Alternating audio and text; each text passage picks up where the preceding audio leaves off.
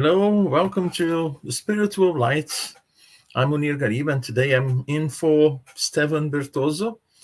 And today we have a special guest. We'll be talking about, are men equal? Is there a law that guarantees equality? So basically the law of equality. And a special guest today is Solomon Waters. Hello, Sol. Hello, I'm Munir. Hello, Sol.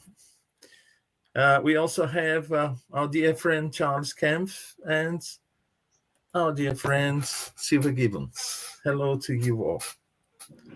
It's a great pleasure to be here in the studio with you to talk about one of the moral laws. And I'd like to start with Solomon. Solomon, are men equal? They are not currently treated equally because, of course, the word itself, if we're taking it in the Brazilian way, which is really including women, because the language in Brazil, if it's, men and women, it would be translated as men. So women are not equal to men because they're not treated so. So under the way of the land, they're not equal now, but they should be treated equally with men. So men and women are equal before God, but we are lagging behind with our human laws, with compared to the divine laws, because we are created equally in the eyes of God, and we all have, chances to develop and grow. Some are more evolved based on their past experiences and past lives. But I would say, yes, we are equal to one another. No one's more superior, even if a queen or a king is next to me. In the eyes of God, we are the same. We have chances. We have, opportunities, and some are gifted with wealth, but, all is a challenge or an opportunity.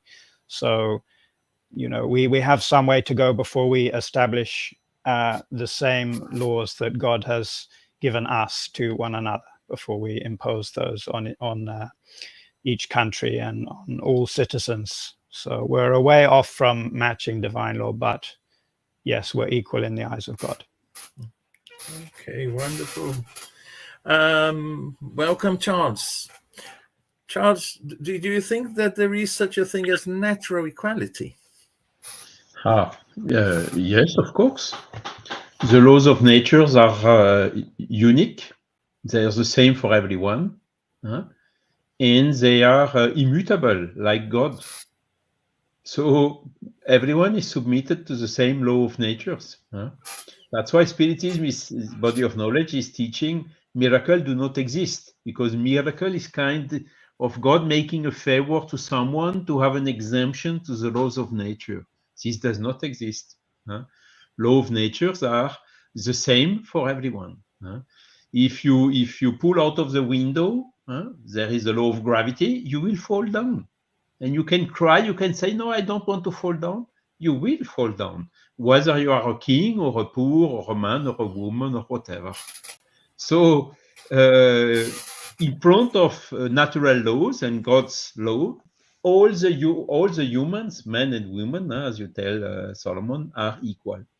Now, it's not what we are seeing today, because when you are looking around us, we see men or women, we see kings, and we see people living in favela.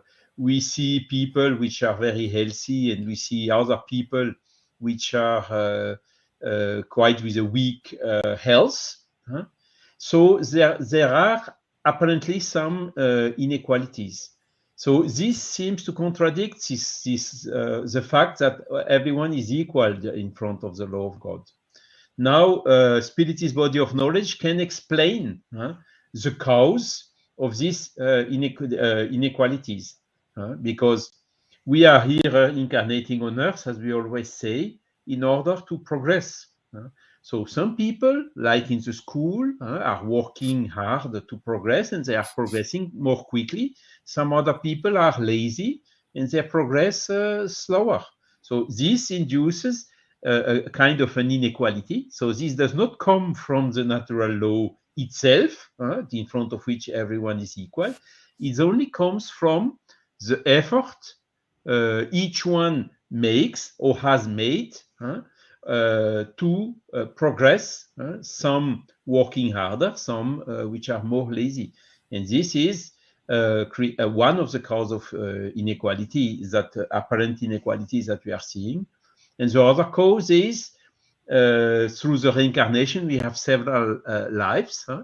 We are free, we have the free will. We talked about this, I think, in the past or the last but one spiritual light emission. And sometimes we can use this liberty doing mistakes, doing wrong things. And through the law of cause and effect, which is indeed the application of the natural law, which is the same for everyone, if you do something wrong, you will get back something wrong. And if you do something good, you will get back something good in return, through the law of action and reaction, which is also one of these natural laws. So some people are suffering consequences from bad things they are doing in the past, like illnesses or whatever, as I told. And some others, which have learned a lot, come with more intelligence, they come with more skills, they learned more along their whole life, so they have today the result of all what they have done. And why are we together with these inequalities of capability, of skills? It is exactly because the one which have more knowledge can transmit, can teach to the others with less knowledge in order to help them to progress. So we see all the benefits of having these mixtures of spirits in different level of evolution, knowing that the lowest on the scale, even the worst criminal or whatever, will also progress and become a good spirit with time and with efforts. Wonderful. Thank you, Charles. Let me ask Silvia now. Hello, Silvia. So, Silvia, we see inequality of aptitudes, as Charles mentioned. And do you think there is or there are people who are born gifted in the way that, came to this world with special aptitudes that were granted by God? Or is there another reason for people coming here with, some of them highly gifted, as people normally say? Well, there are people who are gifted, but I think going from what Charles said, it's not something that this gift as such is something that's special, that person was granted something special from God to have. And normally, as we understand this, the gifts that people have, say an ability for music, like Mozart could play at the age of 3 and he could compose at the age of 5. By 7, he could compose operas, and his music, it's transcendent. And, the same thing, Bach and Mendelssohn, they had the title mathematicians that are born now. But that was not something that was given especially for them, but something that they have already acquired in a past life. Because what separates us is the knowledge that we all have, that we are learning us throughout our lives. So we know that the spirits teach us that we are all created equal, in a sense of, and we are ignorant. And this in a sense of that we have no knowledge. It's not, we are all born like tabula rasa, and it's our effort, is our experiences in lives and the many lives that we have, we learning. So those who put more effort into their knowledge and to learning and to be better, they will have more knowledge than we have. So they will come, and, to most of us, it will appear that they are especially gifted. But this actually, one of the things that I find is interesting, this gift that they have, they worked really hard for. maybe, you know, from throughout many, many incarnations, a lot of sacrifices that they made in lives before, they acquire that gift that seems to us. Having said that, you know, even though they have facilities to learn and to paint, I mean, you know, when you read about the Renaissance, all those great painters, you know, they did incredible things. There was such an explosion of art and beauty and everything. But they, even though they are gifted, they do not, they still have to learn. They still have to be apprenticed to someone. They still have to practice. You know, if a great pianist, he still have to work hours and hours and hours with finger exercises and, you know, then training to achieve that level, to show us, you know, even though they have the facilities, the talent to learn and to paint, they still have to learn. I think I have a cousin of mine from the age, I think, 1.5, that she could write, you know, hold a pencil. She was drawing. She could look at you and just do your face, you know, by the age of 6, 7. But she also had to go to school and to learn and have to go. So even though we have that knowledge that's within us, we still have to practice and we have to work very hard. So to be the best that we can be. And I think in everything in life, you know, it's not only those people who have great talents, and we do know they do. You know, you get someone like Paul McCartney who writes, you know, someone can write something and he just writes a song with a sentence that someone gives to him, you know. But he probably many, many, many lives, and even in this life, is being working very, very hard to achieve that. And I think one thing that is important for all of us to know is that all of us, absolutely every one of us, have a talent that we can work on, we can explore, and we can do the best, you know, train and do our best. It could be flower arranging, decorating cakes, or writing poetry, or whatever. You know, all of us have a talent. And I think we really should look into ourselves, because sometimes we admire so much others. And, oh, I'll never be able to, you know, do anything like that. But maybe we can do something else that we are able to if we work and if we train and if we dedicate ourselves. Because I remember once that I read about this lady. She went to a concert, and afterwards she went to talk to the pianist, and she said to him, "You are so lucky that you can play the piano like that, you know." And then he said, "Well, if you think that since the age of 6, I work 6 hours a day, 20 every single day of the year, for 6 hours as being lucky, then I think I am lucky." And I think that's the thing, isn't it? We need to see which is our talent and work on it. Then we can find our own gifts, you know. So that's what I think anyway. Yeah, people want to jump to the results. You know, they want to skip the hard work. Exactly. They Yeah. forget Yeah. that, you know, the sweat behind, you know, achievements and you know, and all that. Yeah, and I think we shouldn't forget first that the law of equality is one amongst many moral laws or universal laws, and the law of justice also. And one of the pillars of Spiritism, which is reincarnation. Reincarnation, you know, is, you know, is always an opportunity for us, and it's up to each individual to, you know, to take that opportunity and advance a certain amount, you know, or, you know, stay stagnant or whatever. I mean, it's up to us. So the law of justice, you know, is there to actually guarantee that we get, you know, what we you know, have made for ourselves. And as you mentioned, if we are gifted, inverted commas, today, that is the result of an effort that we made, you know.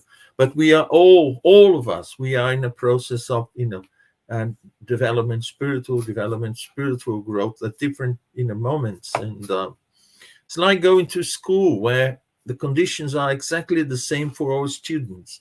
But of course, each one will, make decisions and take that opportunity, and make, more or less of that opportunity in order to, we study in order to develop him or herself. And I want to ask Solomon. Solomon, what's your perception regarding the inequality of wealth? And do you think that if today we took all the resources in the world and share that in equal parts to everyone in the world, after a while, would that still remain the same? Each one with the same initial amount or the same amount of wealth, or So, what is your perception regarding the inequality of wealth? Yeah, I think people have sometimes, thought they could solve that. And if you look at communism, in a way, that was, the idea in a way, and it doesn't actually seem to work. So I don't think most people are rushing out to vote for communism. So I think it is impossible to achieve because we each have individual talents.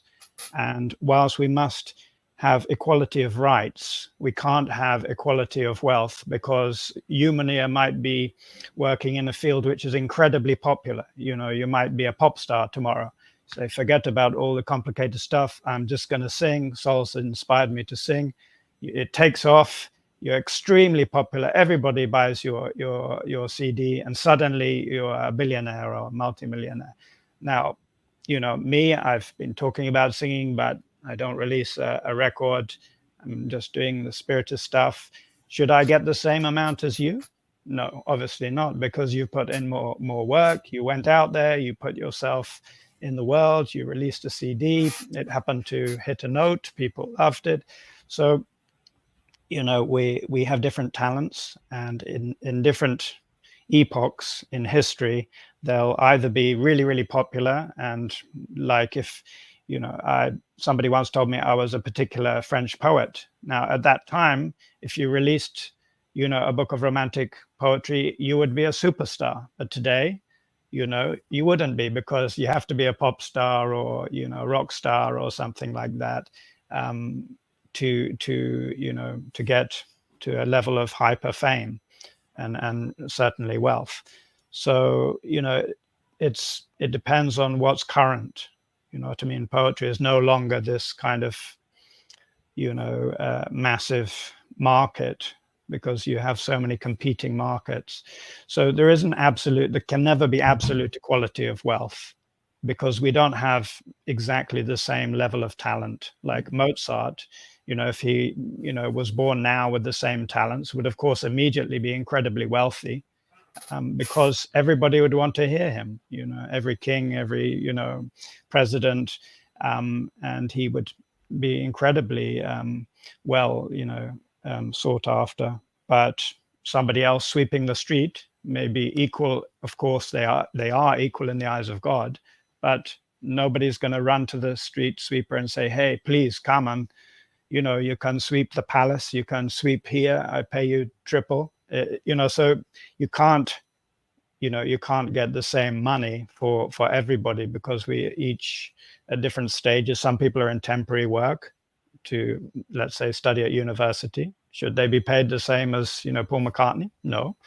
So it's always going to be impossible. But people come with these big ideas because they want to extend the law of equality and say everybody should have the same amount. However, this doesn't negate the need for charity, because we should be generous to those who are weak or who are suffering. Like, the strong should help the weak, just as men who are stronger should, protect women if they are perceived as weaker. Then we must look after them. We're not given physical strength to dominate, but rather to protect and assist. So too with wealth. If we have the good fortune to have plenty of money, then we should share that voluntarily. But to insist everybody has exactly the same amount, this is not possible. Okay, good. And Charles, what about wealth and poverty? Are they trials? Yeah, it's the other aspect of the subject. Salomon is fully right. You must have some rich people in order to found companies, to build bridges, to make big investments. You can only do this when there is some concentration. So there is a positive use of the concentrated wealth, which enables to give work to some other people and to produce and whatsoever, to invest for research and development and so on. Nevertheless, as you asked, Munir, the wealth is slippery. Is difficult because a lot of people, and Solomon told about pop star. We could talk also about football player. You have a lot of them coming out of favelas or coming out of poor areas in big cities in Europe with very little resources, and all of a sudden, poof. What are they doing? Or they are shouting, no, I have a fifth Maserati or a Lamborghini or whatever. So my garage is too small, so I have to build to boat. When you hear this type of things, you see exactly the risk that the wealth is very difficult. And since we are merged, incarnated in a material world, we very easily fail and fall into these traps of the materiality. But it's not systematic. You have some other people investing, making good and positive use of wealth. And the poverty is, let's say, the opposite. By the way, it's most of the case ourselves, the spirit which is incarnating, who is selecting the type of life he wants, the type of trials he wants. Or I want to have richness. Then the spiritual mentor before incarnating will say, be careful, it's a dangerous situation. You may fail. No, I want, okay, you will have. And then later we see. And if it's the wealth has been misused, the spirit will bear the consequences, learn from the mistakes, and maybe the next time come back and select to have poverty. And poverty is also a difficult trial when you have when you are lacking to have the necessary food for house, for school, hospital. We told about law of nature which are equal for everyone. Everyone will die one day, but it's undiscussable that the people which have not the resources to go to the doctor or to the hospitals to take care of the health have a life expectancy which is lower. But where does this come from? This comes from somehow our human selfishness. And luckily in some countries like in Europe or North America or wherever, and it's spreading more and more around the world, there are some social or health systems which are benefiting everyone, and which giving also the chances to everyone. But nevertheless, when you come from a country like Europe and you compare with a country like which is in conflict or like Syria or Africa or whatever, you have undiscussably a difference. But this comes from if we human would be more charitable, if we would share more, offer more the opportunity, making such that nobody is lacking what is necessary, this difference would reduce drastically. So yes, the poverty is also a difficult trial because you have a lot of people which are shouting and claiming and blaming God for being poor or whatever, whilst it was their choice. So poverty is also a difficult trial. Bon, the good spirit, once we are evolved, these one are, have the resignation in case they have selected the poverty. And if they have selected the wealth, they are also making a positive use of it. So again, the difference between both is depending on the level of evolution the spirit has reached, and is absolutely not a favor of God. God does not give favor to anyone. We are only the result of what we are ourselves doing. God is giving the same chances to everyone. We are all starting, as Silvia told, simple and without knowledge. Some may have been created before the other, so they had more time to progress, but everyone will have this opportunity to progress with his own efforts. But this is not achieved when we are shouting and claiming or misusing the wealth, or shouting when we are passing through a trial of poverty. Yeah, because nobody forgets that, what we have in life, they are experiences that will, experience that will add to our spirits in terms of, development. But we usually tend to be lazy. We want to prefer the situations in life where we don't have to make effort, where we can spend some time without, being stagnant. And it's usually, when we have wealth, good health, when, we have the favorable conditions around us. But since there is also a law of justice, whatever my situation today, it will be different in the future, because as people mentioned, we all have opportunities, and these opportunities, will vary according to our needs in spiritual terms, in terms of evolution.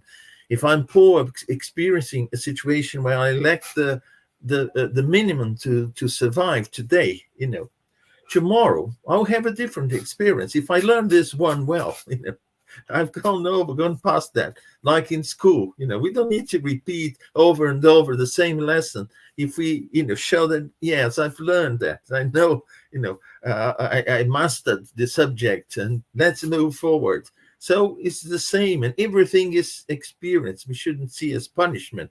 I think some of you mentioned, it's not God punishing us with this or that, or favoring us with this or that situation.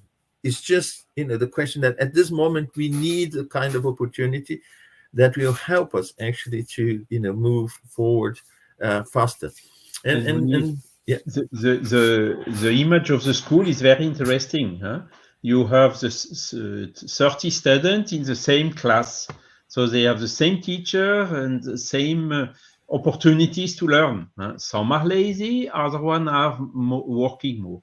Some have worked more before and have more facility to learn. Some did not yet learn so much and have more difficulty to learn. So this, we see the equality. But then we see also the inequality. The people in some countries, they have schools, and the people in some other countries, they don't even have a school. Yeah.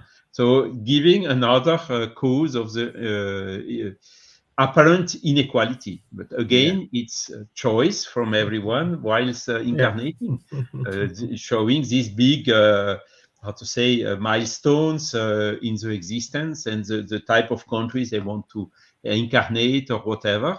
And the purpose of it is exactly to be in the best situation to foster the evolution of the spirit itself. Yeah. And you see the nature of our spirit. When we have school every day, a good school, we complain because, it's too hard. I have to go every day. I have to wake up early. If we don't have school, we complain, I wish I had a school to go. And, we make all sacrifices. We perhaps even walk for miles every day, going to school, coming back in poor conditions, but we want to have a school. So this is human nature. We see that whatever the situation, we actually, sort of, be reluctant actually to take in full the opportunity we're giving. But we should see everything as an opportunity. And Silvia, we've been talking about the inequality of wealth and poverty. What about well-being?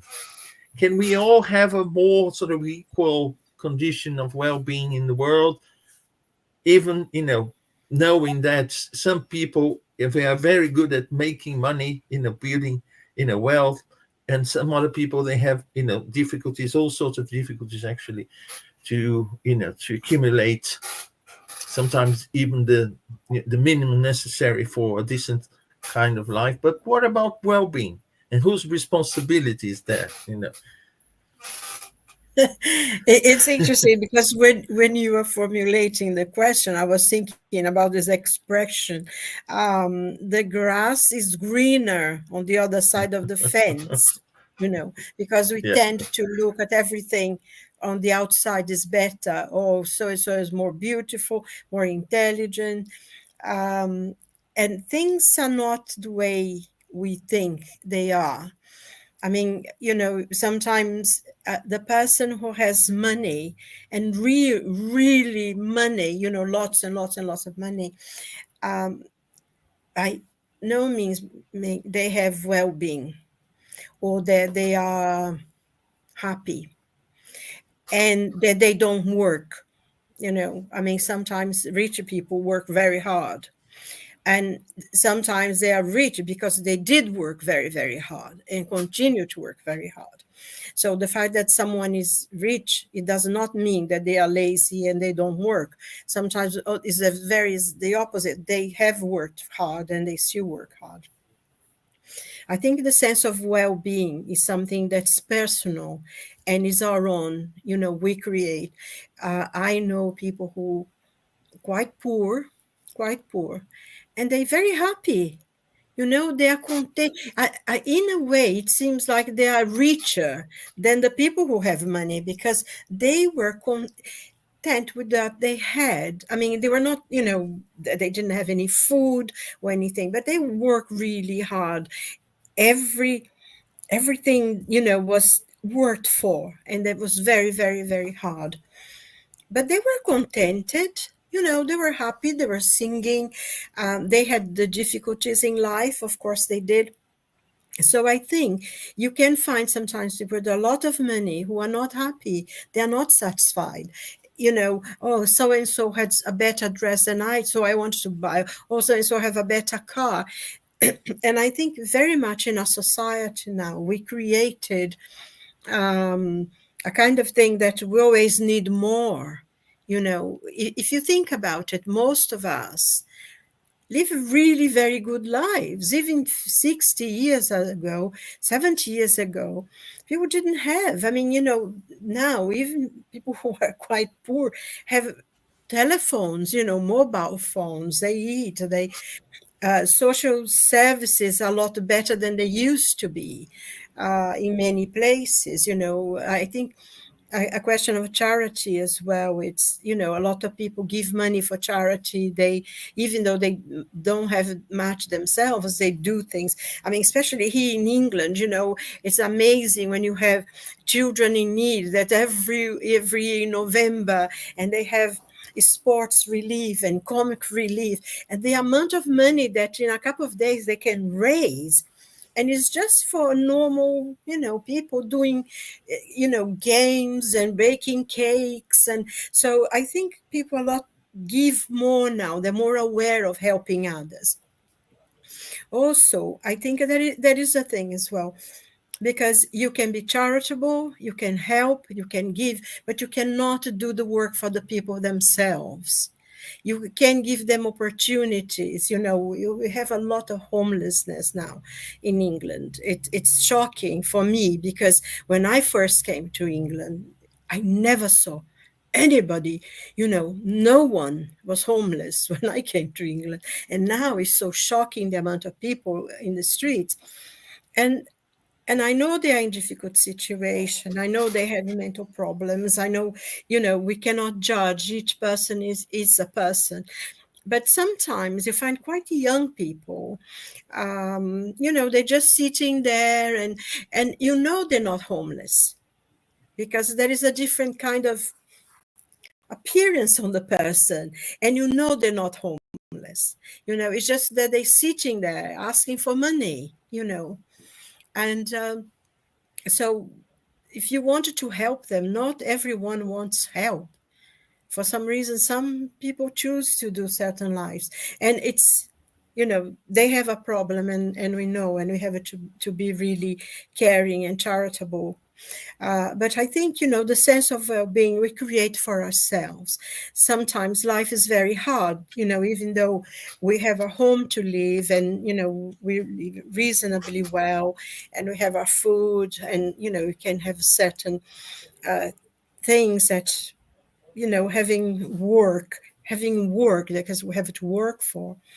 But I find sometimes that people are so miserable, and I remember years ago when I was still in school, a friend of ours, we had a group of friends that were always together listening to music, talking about philosophy and God and all that kind of. I had a very weird group of friends, I tell you.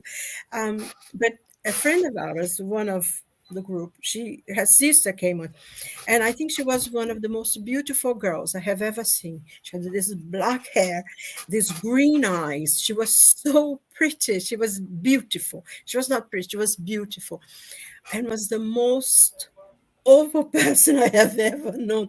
She was everything was bad. Oh, I don't like this and I don't like that. And whenever she, first, I remember first the boys, used to, when she brought her sister, because her sisters wasn't as pretty as she was, but she was friendly, she was laughing all the time, she was festive. And I remember the first time, the boys, oh my God, that's a great looking girl there, ever up.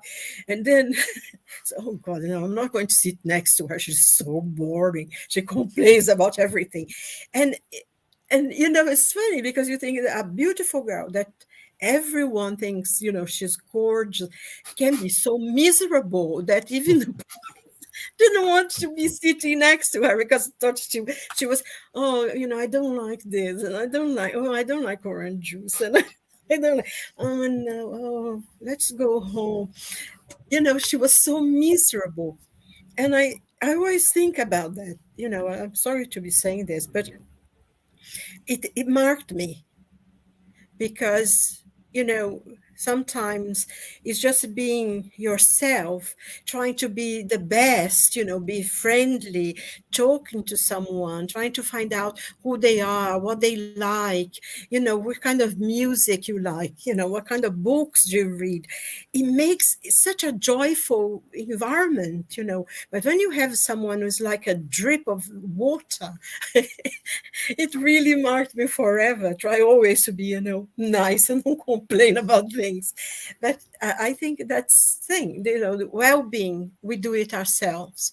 We make our own joyful and be satisfied, I think there is always room for improvement, isn't it, in our lives, things that we can learn. I mean, I love learning. I like to always be reading and learning something new, but there is always this, that pushes you up and helps you to enjoy music and learn more about you and talk to people who can always teach you something new. And that's what makes life good and a sense of well-being. And when you make people laugh, when you talk and have a nice time and make people laugh, I think it's your sense of well-being, isn't it? It does me anyway.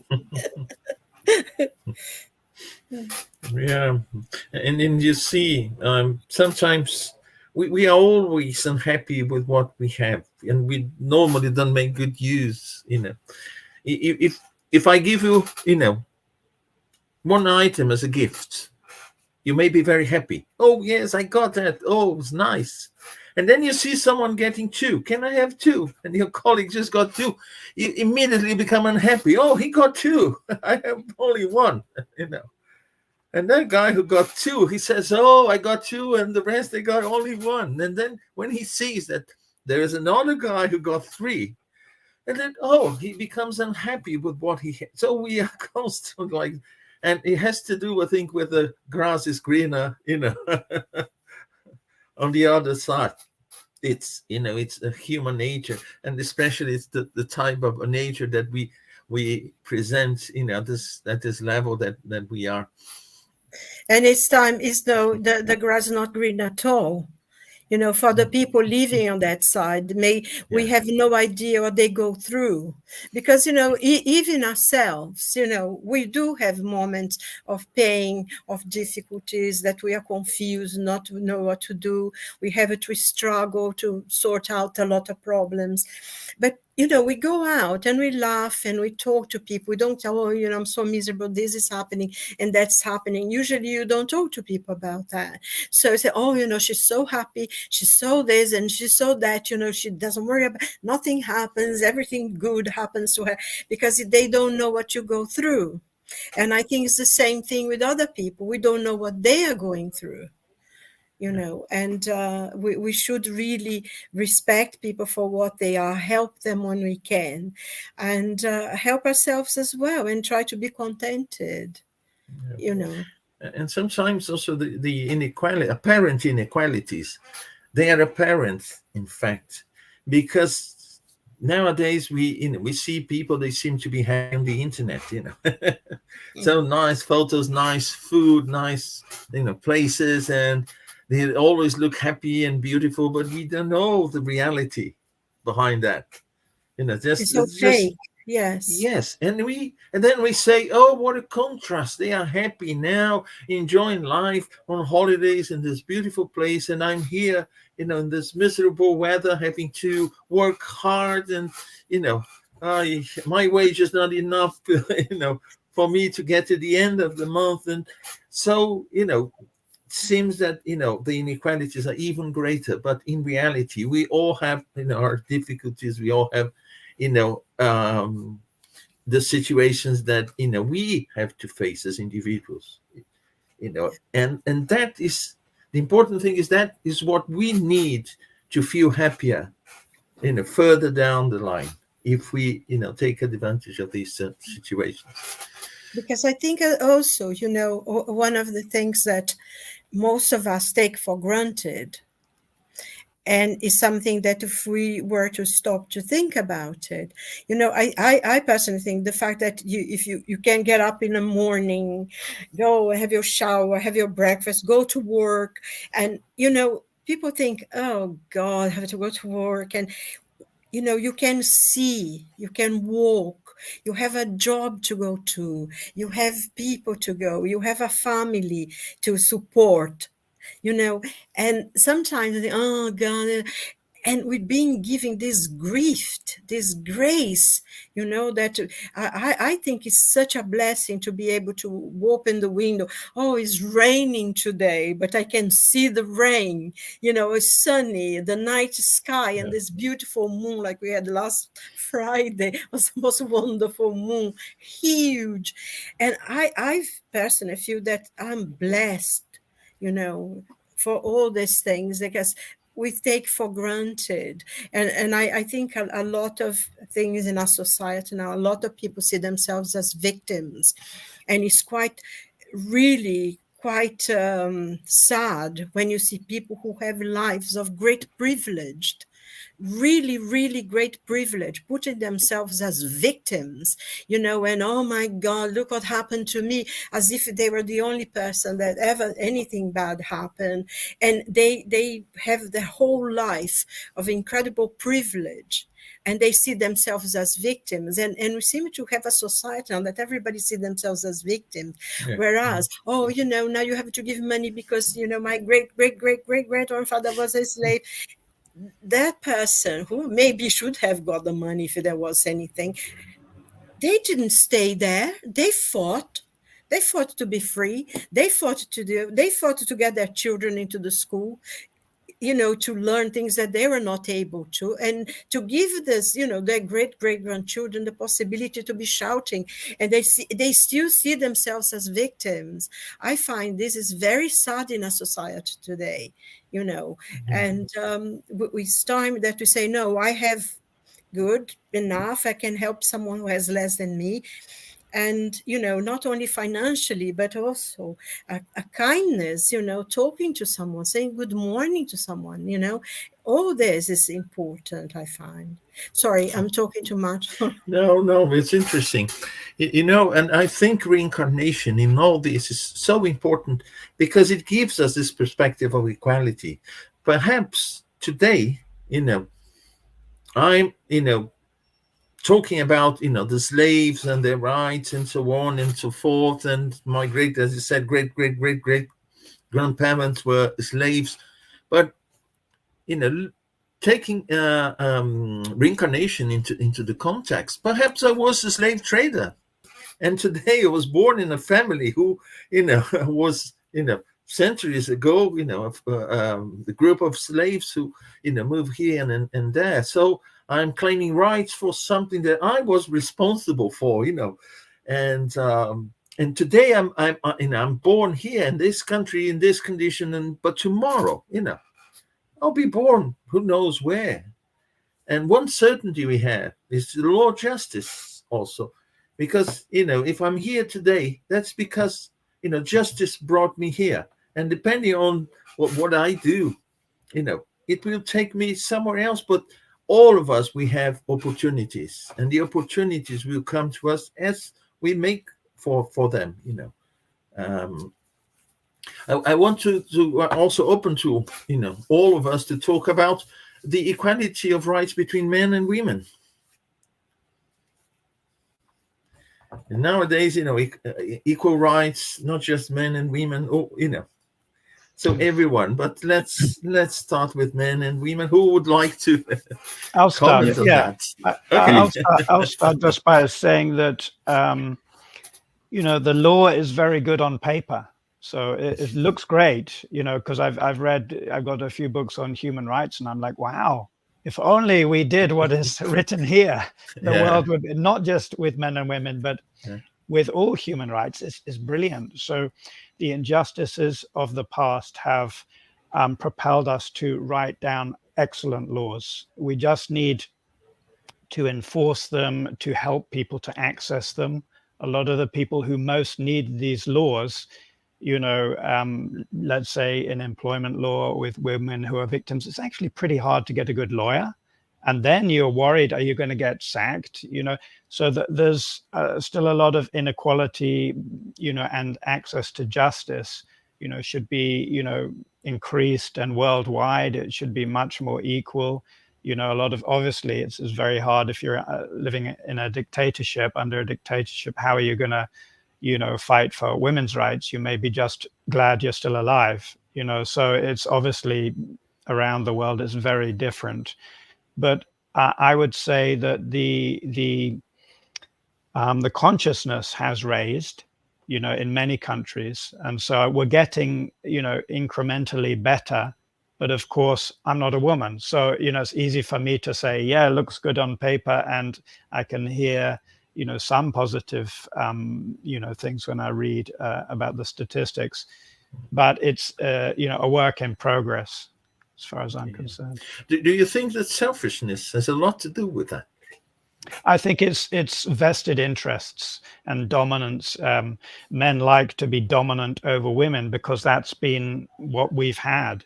So of course, I'm not talking about spiritists, but there are many men who still in their positions of power as bosses or organizations, even governments, whatever. They're like, well, this is the way it is. We have a bias against women. We can get away with it. And often they do. That's the problem. Often they do, because it's very difficult to enforce, the laws against these people, especially when, you're reliant on that person to feed your kids, to pay your bills and all that stuff. So it's complicated to bring change, and it requires whistleblowers. It requires solidarity with women. I think men must, join women in helping bring equality, but also not emasculating themselves or men, because if you go down the feminist route too far, then you end up saying all men are bad. No, they're not. All men are souls, all women are souls.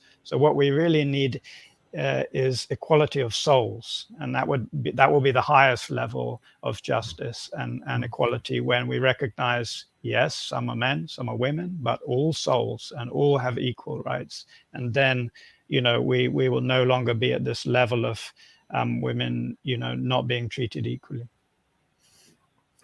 Thanks. Yes, Charles? if I may complement, Spiritist body of knowledge was quite advanced on those concepts in the middle of the 19th century, isn't it? Yeah. And one of the key teaching is a soul is also making the choice to reincarnate as male or female, as man or woman, as boy or girl. So there is no difference. As Solomon just said, soul is a soul.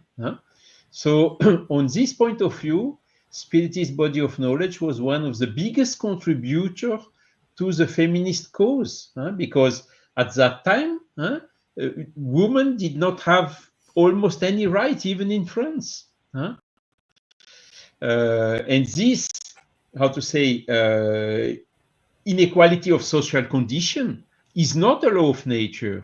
It's a result of humankind action. It's coming from the selfishness or the dominating, as Solomon just told. And it's exactly the same.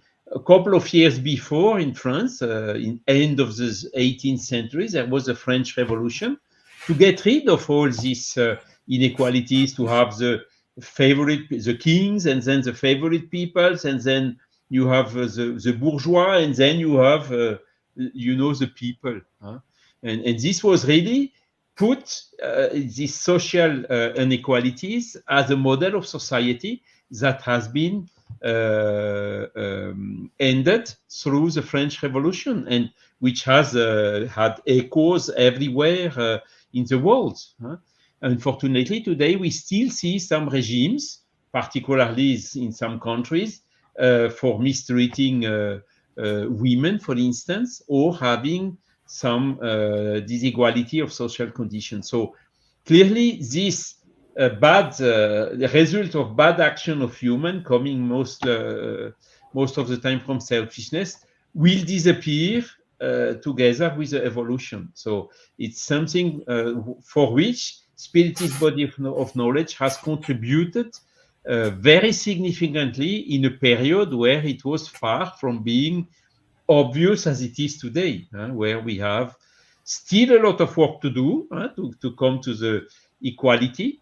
We have most of the time some encouraging laws, even to have a parity of women, of men and women, for instance, in politics or whatever. There is still a difference which is not acceptable in salaries. Still, there is some work to be done to banish completely these social inequalities as a system. So we are on the right track. There is yet a lot to do, and some countries there is even a little bit more to do. But this does not come from God. It comes from our selfishness, human selfishness. I think one thing as well, or what you said, it's true, and it's still there is that inequality. But sometimes it goes too much to the other side now, because we live in a different thing. Because men and women, although they have the same rights, God see them, they have different roles. And I think this is important to think, because a woman's body is not physically as strong as a man's body. This, is from birth, because women are built in a different way, because they're going to have children. Their body needs to be created for that. Men, physically, they are much stronger. But I think, and there is nothing bad about the differences, in men and women having their roles. And if they can play the roles, it's fine. It's just that sometimes in our society now, they gone sometimes too much. Every woman has to go to work, and some women don't want to go to work. They want to be mothers, they want to take care of their family, and they should not be put down because they want to do that. It's their right to choose what they want to do. And sometimes as well, financially, they go to work because they have to. They would rather stay at home taking care of the children. But there is this kind of thing in the society that oh no, you need to go out to work. And I think that's unfair. It's an unfair pressure on women, because they should fulfill the roles that they want to do. And if they want to go to the army, fair enough. But also, I think one of the things that technology is changing a lot. The company I worked for is an engineering company, and they work for the petrol industry and everything. But a lot of the engineers now are women, because they don't need to lift things up. They don't need to be physically strong to work in engineer. They have the machines that will do everything. So it's amazing. A great number of the engineers that are working for our company are actually women, because they have the chance, and now a lot of the technology makes life a lot easier. You don't need that physical strength that you need to before. But, having said that, there are still kind of work that only men can do. We talk about equality, but we need to be really aware as well of, everybody, because there are some jobs that still only men can do. And to say, women, you can have the same rights, because women politicians, yes, they can have the same rights, women, but there are certain work that still needs the physical strength that only a man has. And, I think is to have equality, to my understanding, is to have the same possibilities, to be able to study and to do the profession that you want to do, but not force, because sometimes, because you were a woman, then you have to be put in this position. I find it wrong. If a woman is capable to do the job, then she should, by her own, work and strength, she should be in the job, and not because she's a woman. Because sometimes the law as well said, equality for all, and it's not really equality. You're putting people that are not competent enough in positions just because they're a woman or because they're a certain color. And equality should be, I think going back of choices, equality of choices. Equality of choices and hard work, put the hard work. I think it goes back to what Martin Luther King said, that, he wanted to be judged by the strength of his character, not by the color of his skin, or, your sex.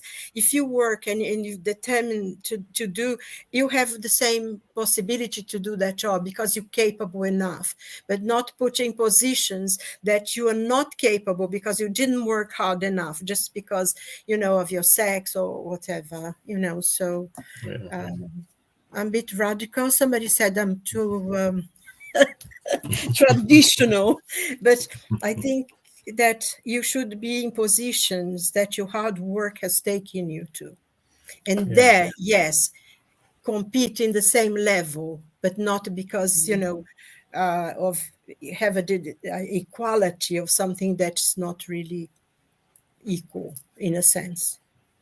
Yeah, I mean, we could spend hours talking here. For instance, women have a special condition. They can get pregnant.